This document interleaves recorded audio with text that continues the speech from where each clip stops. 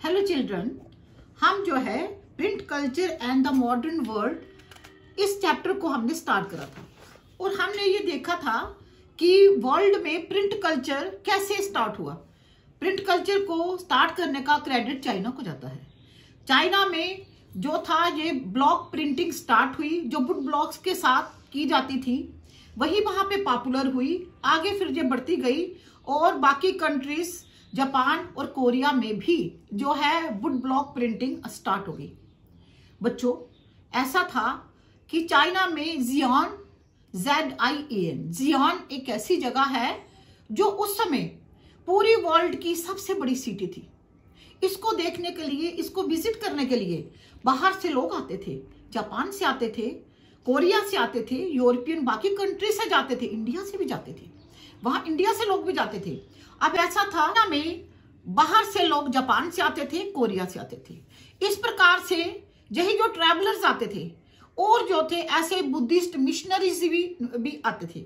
Buddhist missionaries ने ये जो वुड ब्लॉक प्रिंटिंग थी, ये जो थी वो जाकर जापान में जो है पॉपुलर की, वहां पे इन्होंने स्टार्ट की। जापान में वहां पर इन्होंने इस प्रिंटिंग को जो है उभारा। अब ये प्रिंटिंग सिर्फ बुक्स तक ही लिमिटेड नहीं थी, अब इनकी जो है पेंटिंग्स भी बनाई जाती थी, पिक्चर्स बनाई जाती थी इनकी। बच्चों जो इसमें पेंटिंग्स थी, अब ये वुड ब्लॉक प्रिंटिंग में जो पिक्चर्स बनाई जाती थी वो जो थी वो इनकी जो थी टेक्सटाइल के ऊपर बनाई जाती थी। टेक्सटाइल हो गया कपड़ा, कपड़े के ऊपर ही पेंटिंग्स बनाई जाती थी, प्लेइंग कार्ड्स के ऊपर बनाई जाती थी और जो है ये पेपर मनी के ऊपर भी, जैसे आजकल महात्मा गांधी जी की नोट पर तस्वीर होती है, पेपर मनी पर भी बनाई जाती थी। इस प्रकार से ये जो मेडिवल पीरियड में जो था ये पोइट्री और प्रोस ने भी उभारा। इस समय जहां पर जो थी कविताएं लिखी जाने लगी और कई कहानियां लिखी जाने लगी। इस प्रकार से जो वुड ब्लॉक प्रिंटिंग का जो कल्चर था वो जापान में जो था वो पॉपुलर होने लगा। अब जापान में जो है विजुअल जो थे मटेरियल और जो है वो आप इस प्रिंटिंग के थ्रू सामने आने लगा। विजुअल प्रिंटिंग में क्या है, जैसे आपने अभी पढ़ा कि जो है प्लेइंग कार्ड्स के ऊपर, पेपर मनी के ऊपर, जिसको हम देख सके, वो ऐसी प्रिंटिंग जिसको हम देख सके, वो पेंटिंग्स के थ्रू वो जो थी अब जो है वहां पर जो है वो अब वो वहां पर प्रचलित होने लगी। और इस प्रकार से वहां पे जो है ईडो जो है टोक्यो का पुराना नाम है, ईडो टोक्यो का पुराना नाम है, वहां पर इनकी पेंटिंग्स की कई कलेक्शंस जो है वो आने लगी। अब इस पेंटिंग्स में क्या होता था, इस पेंटिंग्स में वहां पर जो थे बड़े बड़े आर्टिस्ट इन्वॉल्व हुए थे। वहां पे बड़े बड़े टी स्टॉल्स के ऊपर जो गैदरिंग्स होती थी, वहां पर जो चर्चाएं होती थी, उसकी पेंटिंग्स बनाने लगे। उसमें जो कॉर्टिजन्स होते हैं, ऐसी लेडीज जो कि समाज को जो है अपने डांस या गाने से वहां पर जो है लोगों को अट्रैक्ट करती हैं, उनके बारे में लिखा जाने लगा। अब जो है लाइब्रेरीज बन गई, इतनी बुक्स आ गई, इतनी पेंटिंग्स आ गई, इतनी बुक्स आ गई कि वहां पे लाइब्रेरीज में ये बुक्स जो थी वो रखी जाने लगी। अब अलग अलग तरह की बुक्स, ये बुक्स जो थी औरतों के जीवन के बारे में लिखी जाने लगी, कई म्यूजिकल इंस्ट्रूमेंट्स के बारे में भी लिखी जाने लगी, कैलकुलेशंस के बारे में लिखी जाने लगी। क्योंकि जो अब जो है मर्चेंट, जो ट्रेडर्स थे, वो भी इन बुक्स को खरीदते थे। अब उनके कंसर्न की जो कैलकुलेशंस होती वो बुक्स भी लिखी जाने लगी। इस प्रकार से टी स्टॉल की जो सेरेमनीज होती थी वो भी वहां पे जो की जाने लगी। ऐसी ही एक जो है कलेक्शन का जहां पे इन्होंने जहां पर जो है त्रिपिटका जो है कोरियाना जो थी, ये एक कोरिया की ये बुद्धिस्ट जो है बुक्स की, जो बुद्धिस्ट की जो बुक्स थी उनकी ये कलेक्शन है, उसके बारे में यहाँ दिखाया गया हुआ है।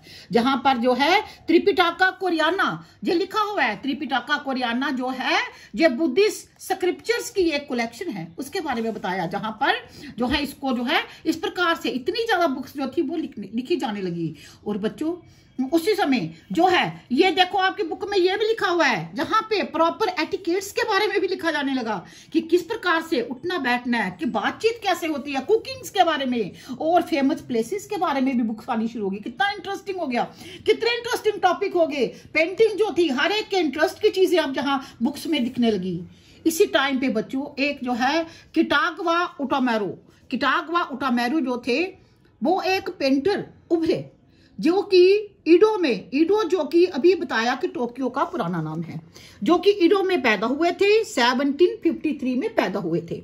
वो जो है वो अपनी कंट्रीब्यूशन में, आर्ट की एक फॉर्म थी, उसके कंट्रीब्यूशन के लिए, उनकी कंट्रीब्यूशन में जो थी वो इनका बहुत नाम है। अब इनकी जो पेंटिंग्स है, इनकी जो पेंटिंग्स थी, जो पेंटिंग में इनकी जो कंट्रीब्यूशन है, वो कंट्रीब्यूशन जो है पेंटिंग्स का नाम है उकियो। जिस पेंटिंग को इन्होंने उभारा उसका नाम है उकियो। उकियो में लिखा हुआ है picture of floating world are depiction of the ordinary human experiences. जो जी ये उकियो इनकी जो पेंटिंग्स थी, जो सामने इसकी एक दिखाया भी हुआ है कि उकियो प्रिंट जो है, ये इनका उकियो प्रिंट है, जो पेंटिंग्स उनकी दिखाई भी हुई है। अब इन्होंने उकियो पेंटिंग क्या है, ये उकियो पेंटिंग है फ्लोटिंग वर्ड्स की। फ्लोटिंग वर्ड्स का मतलब बच्चों तैरती हुई दुनिया नहीं है। फ्लोटिंग वर्ड वो फ्लोटिंग वर्ड है जो हमारी सराउंडिंग्स के आगे पीछे की दुनिया है, हमारे आसपास की दुनिया है, उस दुनिया के बारे में जो कि हमारी इमेजिनेशंस, हमारे आइडियाज, हमारे एक्शंस जो फ्लोट करते हैं दुनिया में, उसका जो प्रभाव होता है उसके बारे में इन्होंने जो है वो लिखा, उसके बारे में इन्होंने पेंटिंग के थ्रू एग्जिबिट किया। अब इनकी जो पेंटिंग्स बनी, इनकी पेंटिंग्स जो थी ऑर्डिनरी ह्यूमन बींग्स के एक्सपीरियंस के ऊपर बनाई। इनकी जो पेंटिंग्स थी, इन्होंने बड़ी बड़ी लैंडस्केप्स के बारे में बनाई। इनकी पेंटिंग उधर जो है बड़े बड़े सुमो रेसलर्स जो कि चाइना और जापान के बहुत फेमस है, उनके बारे में भी पेंटिंग्स बनाई। इन्होंने फोक डांसेस के ऊपर पेंटिंग्स बनाई। इन्होंने जो है बहुत पेंटिंग्स, इनकी पेंटिंग इतनी फेमस हो गई कि यूएस और यूरोप में इसका बहुत इन्फ्लुएंस हुआ। वहां के बड़े बड़े आर्टिस्ट मैनेट, मोनेट, वैन गो, जो बड़े बड़े आर्टिस्ट थे और बड़े बड़े जो बड़े बड़े पब्लिशर थे, उन्होंने सुताया, जुज़ैवरो जो उस समय के बहुत बड़े पब्लिशर थे, उन्होंने भी इनकी पेंटिंग को देखा और उनको जो है अपनी इनको जो है उन्होंने इनकी पेंटिंग्स को अप्रिशिएट किया और जो है उन्होंने कोशिश करी कि इनकी पेंटिंग्स को जो है वो वुड ब्लॉक्स की पेंटिंग्स के ऊपर भी उभारा जाए। वो पेंटिंग्स जो है, चाहे वो वुड ब्लॉक जो पेंटिंग्स थी उसके ऊपर इतनी सुंदर नहीं उभरी, लेकिन इनकी पेंटिंग बहुत ज़्यादा फेमस हुई। यूरोप और यूके में इनकी पेंटिंग बहुत फेमस हुई। जो है बच्चों आज हमने जहाँ तक पढ़ा है, कल हम पढ़ेंगे कि यूरोप में ये जो कल्चर है, जो प्रिंट कल्चर है, यूरोप में कैसे पहुंचा, यूरोप में कैसे पहुंचा, इसके बारे में हम कल पढ़ेंगे। Thank you students.